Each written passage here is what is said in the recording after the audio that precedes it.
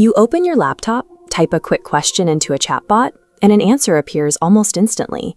It feels weightless. It feels like pure software, floating quietly somewhere up in the cloud. 60 years ago, computing was heavy. It took giant, noisy machines filling entire rooms just to do basic math.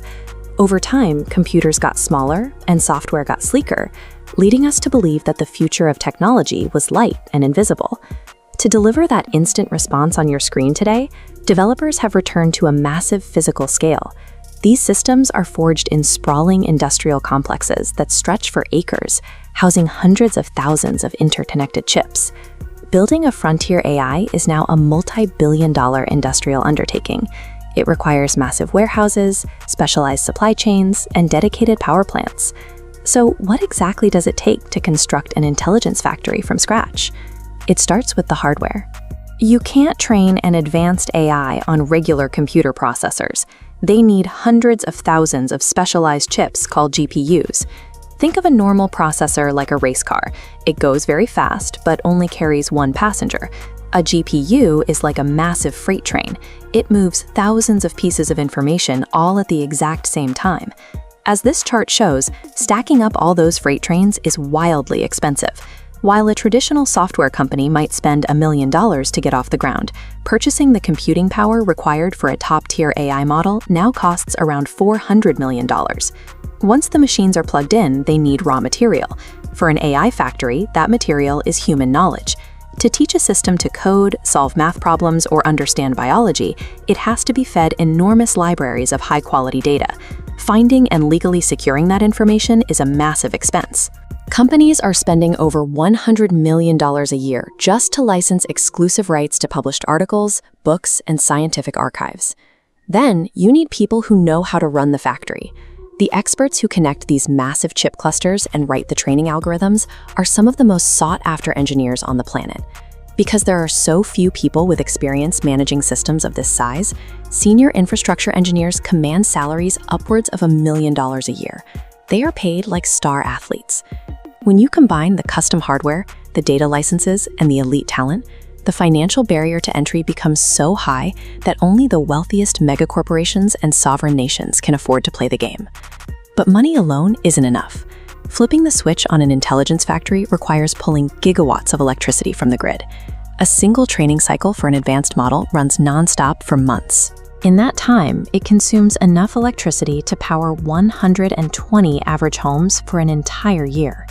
The demand for electricity is growing so fast that the standard power grid can barely keep up. AI companies are now striking deals to attach their data centers directly to dedicated nuclear power plants just to ensure the lights stay on.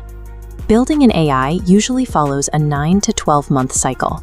First, you spend months gathering and preparing data. Then comes pre-training, where the machines crunch that data 24/7. Finally, there are weeks of alignment, carefully tweaking the system so it behaves safely. This isn't a simple software update you can rush. It's heavy manufacturing that takes specific amounts of electricity and months of continuous work to complete.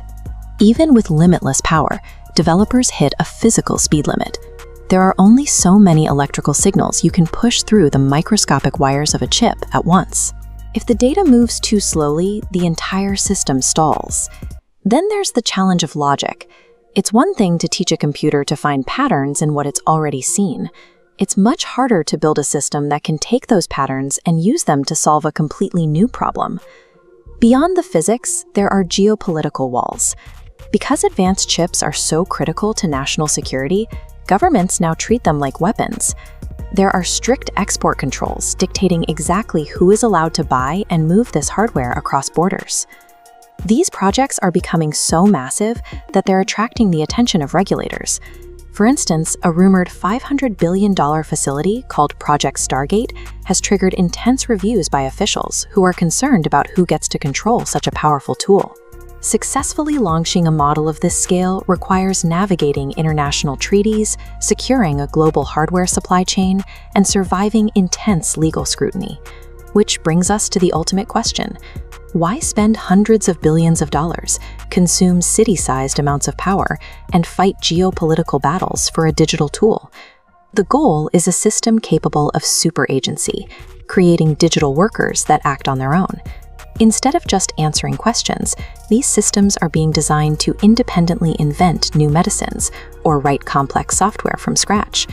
Once you have digital workers that can solve these high-level problems, you can assign them to design the next, even more powerful generation of AI factories. It creates a compounding loop of discovery. So, the next time you type a prompt into your laptop, remember the miles of cables and server racks sitting behind that response. That simple interface on your lap is our window into a system that uses more energy, money, and human talent than nearly any other project humans have ever attempted.